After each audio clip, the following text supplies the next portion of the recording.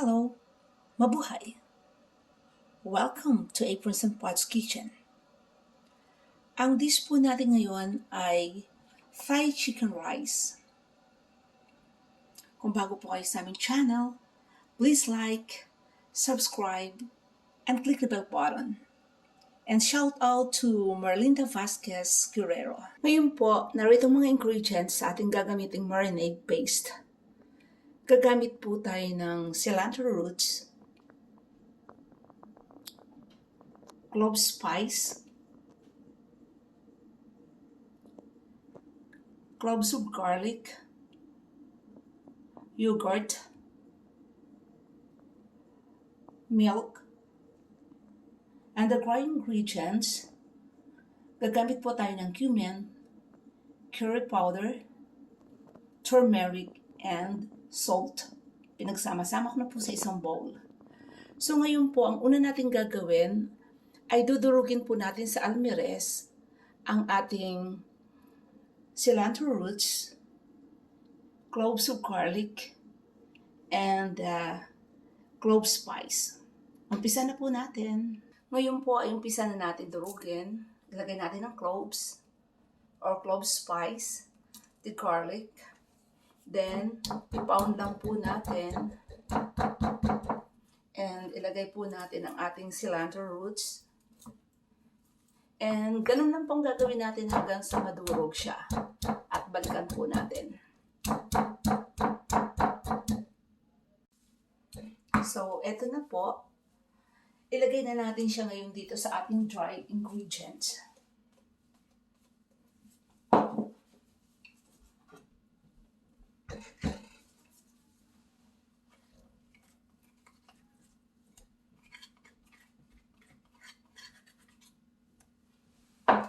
Then, ilagay natin ang ating yogurt.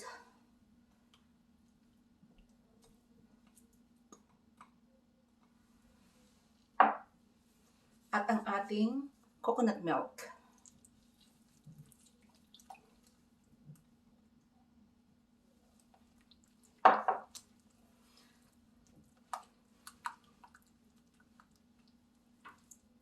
I-mix lang po natin ng mabuti.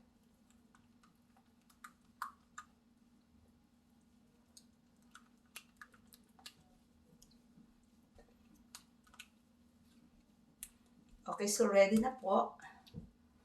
Okay na ito. Ilalagay na natin ngayon ang ating chicken. So, nagsuot po ako ng gloves kasi medyo messy po ito. Ganun lang po ang gagawin natin. I-rub natin. Ayan, ganyan.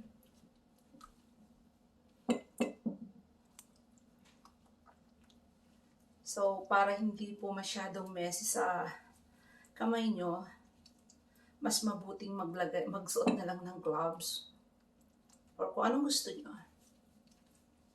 Okay, so ganito lang pang gagawin natin hanggang sa matapos.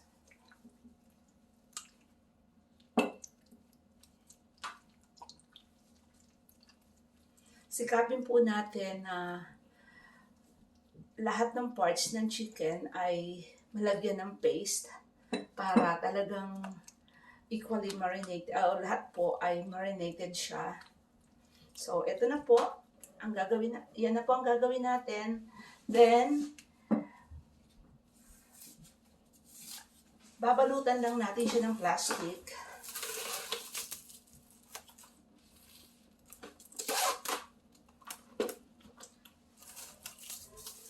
At ibalik po natin sa fridge for around 1 hour.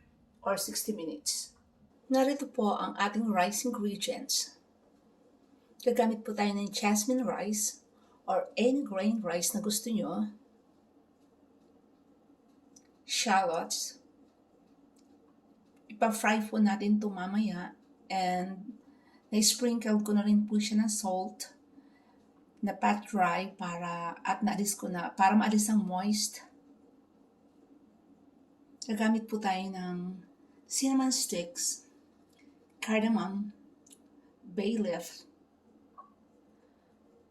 chicken broth. Inilagay ko na po dyan ang fish sauce at ang ating saffron, Kaya makikita nyo, nagkulay na agad. And the black pepper to taste. Umpisa na po natin ang pag-fry ng shallots.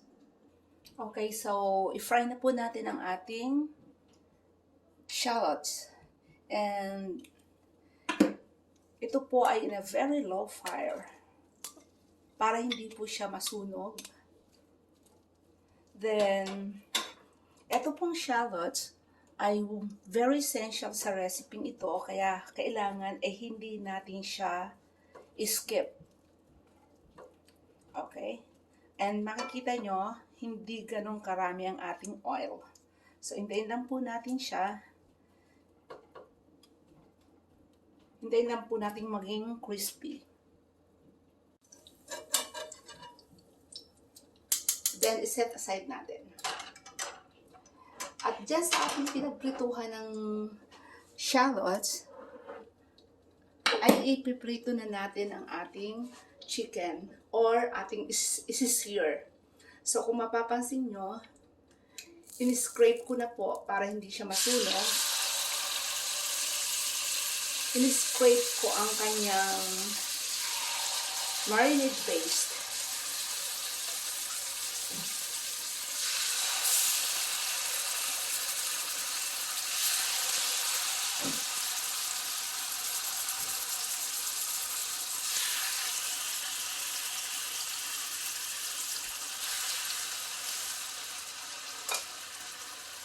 Hintayin lang po natin siya mag-brown ng bahagya, then i-flip na po natin.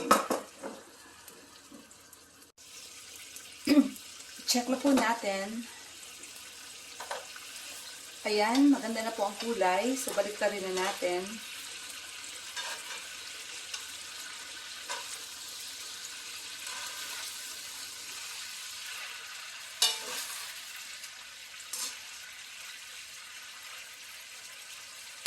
At balikan lang po natin ulit. So, ito pong chicken ay hindi pa natin hanguin natin na hindi pa luto. Instead, sinara lang natin kasi ang kanyang meat para hindi mag-dry. So, ayan. Tanggalin natin.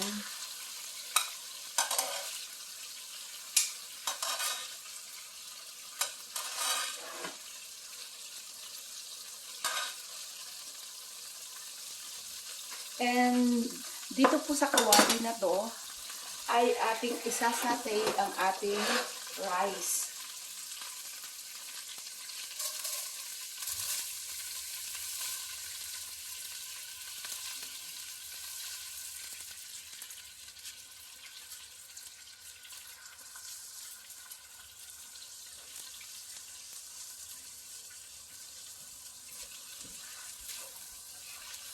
Haluin lang po natin.